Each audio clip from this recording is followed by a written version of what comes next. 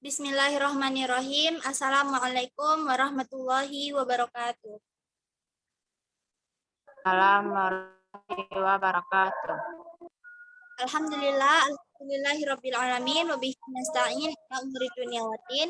Assalatu wassalamu ala asrofil anbiya'i wal mursalin wa ala alihi wa ashabihi rasulillahi ajmain amma. Yang pertama-tama marilah kita panjatkan puji dan syukur atas Allah Subhanahu wa taala yang mana berkat rahmat dan karunia-Nya lah kita dapat berkumpul di aplikasi Zoom pada siang ini. Salat beriringan salam tak lupa pula kami sampaikan buat Nabi besar kita Muhammad Sallallahu Alaihi Wasallam dengan melafazkan Sholli ala Sayyidina Muhammad wa ala ali Sayyidina Muhammad. Baiklah, yang pertama yang saya hormati Bapak M. Fahli Satra Hadi MPD sebagai dosen pengajar di mata kuliah kesehatan mental dan yang saya sayangi teman-teman ruangan. Baiklah, tanpa memperpanjang kata pertama, sebelumnya izinkan saya memperkenalkan nama-nama kelompok. Yang pertama di sini ada Amelianda, kedua ada Fikri Maulana Asri, yang ketiga ada Fikri Milang, dan yang terakhir saya sendiri sebagai moderator Safitri Babitalti. Baiklah, kami akan ingin menyampaikan hasil diskusi kami, yaitu yang berjudul Keserupan sebagai Fenomena Mental. Baiklah, langsung saja pembahasan yang pertama yang akan disampaikan oleh Fikri Maulana. Kepada Fikri, dipersilakan. Baik, terima kasih kepada moderator yang telah mempersilahkan saya untuk menjelaskan materi. Yang pertama, yang A, makna kesurupan. Kesurupan adalah gejala gangguan jiwa yang disebut polyembeux, yaitu gejala gangguan jiwa pada seseorang yang diikuti orang lain. Mereka kehilangan kepribadian yang asli yang muncul kepribadian yang lain. Jika pernah mendengar dan melihat sesuatu, kemudian masuk dalam alam bawah sadarnya, saat kepribadian dia rapuh, muncul kepribadian itu. Dan itu ada juga yang berupa kesurupan massal, yaitu salah satu keragaman dalam karakter masyarakat transisi dari agraris ke masyarakat industri. Tidak sedikit pula kebingungan ini menampakkan diri dalam perilaku yang menyimpang. Masyarakat industri bisa dikatakan juga sebagai kemunculan masyarakat modern, di mana menandai berakhirnya kepercayaan masyarakat terhadap mitos.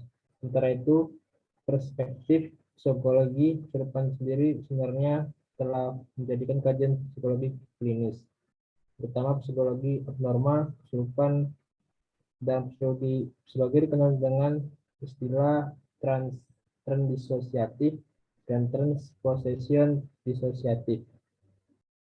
Transdisosiatif adalah perubahan dalam kesadaran yang bersifat temporer atau hilangnya perasaan identitas diri tanpa kemunculan identitas baru. Sedangkan transpossession disosiatif adalah perubahan dalam kesadaran yang dikarakteristikkan dengan penggantian identitas personal yang selama ini ada dengan identitas yang baru. Terima kasih.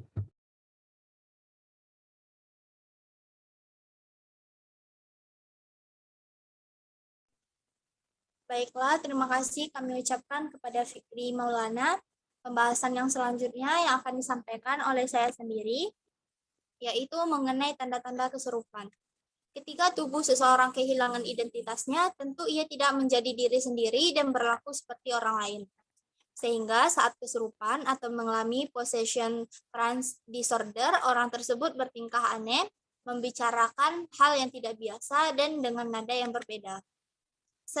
Seringnya setelah kesurupan terjadi, orang yang bersangkutan tidak ingat apa yang telah dia lakukan. Saat seseorang sedang diambil alih kepemilikan identitasnya atau sedang kesurupan, orang tersebut biasanya mengalami berbagai tanda seperti yang pertama adanya kehilangan kontrol, yang kedua perubahan perilaku, yang ketiga kehilangan kesadaran lingkungan, yang keempat kehilangan identitas pribadi, kemudian yang kelima perhatiannya berkeliaran, selanjutnya yang keenam kehilangan memori atau ingatan. Selanjutnya terkadang tanda-tanda possession trance disorder tersebut sama dengan tanda-tanda gangguan mental lainnya seperti demensia, epilepsi, skizofrenia, sindrom Tourette, dan amnesia disosiatif, sehingga harus diketahui perbedaan antar penyakit tersebut agar possession disorder dapat diagnosis dengan tepat. Kemudian pembahasan yang berikutnya yaitu wanita lebih berisiko keserupan. Berdasarkan jenis kelamin, perempuan mempunyai risiko lebih besar untuk keserupan dibandingkan laki-laki. Hal ini terbukti dari kasus-kasus yang terjadi, sebagian besar adalah perempuan. Hal ini mungkin karena perempuan lebih sugesti atau lebih mudah dipengaruhi dibandingkan laki-laki. Mereka yang mempunyai kepribadian histerikal, yang salah satu cirinya sugesti, lebih berisiko untuk kesurupan atau juga menjadi korban kejahatan hipnotis. Kemudian, oleh karena itu, dapat disimpulkan bahwa mereka yang berisiko untuk kesurupan adalah perempuan di usia remaja atau dewasa, muda atau dewasa yang masih muda, yang mudah dipengaruhi. Selain itu, wanita lebih labil ketimbang pria dan terjadi perubahan dalam jiwanya. Banyak hal yang bisa menjadi penyebab, antara lain yaitu dari kondisi keluarga, kemudian kondisi sekolahnya, kemudian dari hubungan pertemanannya, kemudian dari sosial politiknya, kemudian dan masih banyak lagi. Baiklah, sekian pembahasan dari saya. Pembahasan yang berikutnya yang akan dilanjutkan oleh Fikri Gumilang. Kepada Fikri, dipersilakan.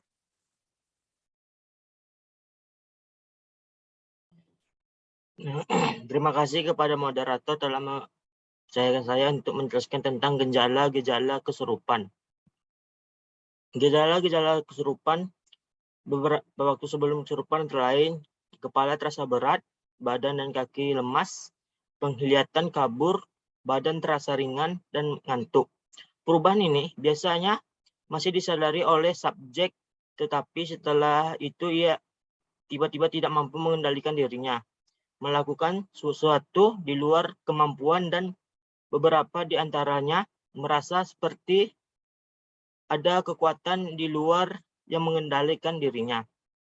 Mereka yang mengalami serupan merasakan bahwa dirinya bukan dirinya lagi, tetapi ada suatu kekuatan yang mengendalikan dari luar. Keadaan saat kesurupan ada yang menyadari sepenuhnya, ada yang menyadari sebagian, dan ada pula tidak menyadari sama sekali. Dalam keadaan kesurupan, korban melakukan gerakan-gerakan yang terjadi secara otomatis, tidak ada beban mental, dan tercetus dengan bebas. Saat itu merupakan kesempatan untuk mengekspresikan hal-hal yang terpendam melalui jeritan, teriakan, gerakan menari seperti keadaan hipnotis diri. Setelah itu, fisik mereka dirasakan lelah, tetapi mental mereka mendapat kepuasan yang hebat. Sekian, terima kasih. Saya kembalikan kepada moderator. Terima kasih kami ucapkan kepada Fikri Gumilang. Selanjutnya yang akan disampaikan oleh Emelianda. Kepada Emelianda, dipersilahkan. Baiklah, terima kasih kepada moderator yang telah mengajarkan saya untuk membaca materinya. Selanjutnya, materi itu pertolongan pertama kepada korban kesurupan. Kemampuan yang perlu tingkat pada para korban kesurupan adalah mengajarkan dan memiliki konversi stres atau konflik dengan cara yang baik dan benar. Artinya, bila di kemudian ini mengalami stres atau konflik, atau diberikan tanggung jawab serta cara menyelesaikan tidak lagi dengan kesurupan, tetapi dengan cara yang lebih konsisten, serta itu perlu meningkatkan toleransi terhadap stres dan mengikuti terhadap tubuh ini badan. Selanjutnya, kesurupan menurut ilmu medis. Kesurupan menurut terjadinya pada negara-negara yang masih menggunakan budaya atau kecepatan terhadap hal-hal terbaru. Namun, terjadi kesurupan juga dapat menjadi kesalahan sosial media. Kesurupan yang di mata media disebut dengan post-total merupakan kategori dimensi bau dengan sensasi serta manifestasi sendiri merupakan spesifikasi gangguan mental yang digunakan para kesehatan atau di Amerika Serikat. Dengan antara kemampuan masa lalu, kesadaran investasi dan serta kontrol dari kegerakan tubuh. Ini berarti bahwa on-positive control dapat diklasifikasikan sebagai salah satu bentuk dari gangguan mental yang akan berupa identitas diri. Jika diartikan secara terpisah, TLS diidentifikasikan sebagai keadaan mental di mana individu tidak memiliki kesadaran antara dan atau di lingkungan dalam jangka waktu yang lama. Sedangkan profesi merupakan sebuah identitasi dari pengalaman yang terjadi dalam masyarakat atau identitasi yang menggambarkan pengaruh dari adat ke dalam identitasi. Sekian, terima kasih. Dilanjut kepada moderator. Kepada Amelianda, semoga apa yang disampaikannya dapat kita ambil pelajarannya. Baiklah, pembahasan yang disampaikan Amelianda tadi merupakan penutup dari makalah kami. Semoga kami dari kelompok 8 mohon maaf atas kesalahan dan kekurangannya dalam penyampaian materi ini. Sekian sekian dari makalah kami. Salah dan kurang mohon dimaafkan. Assalamualaikum warahmatullahi wabarakatuh. Waalaikumsalam warahmatullahi wabarakatuh.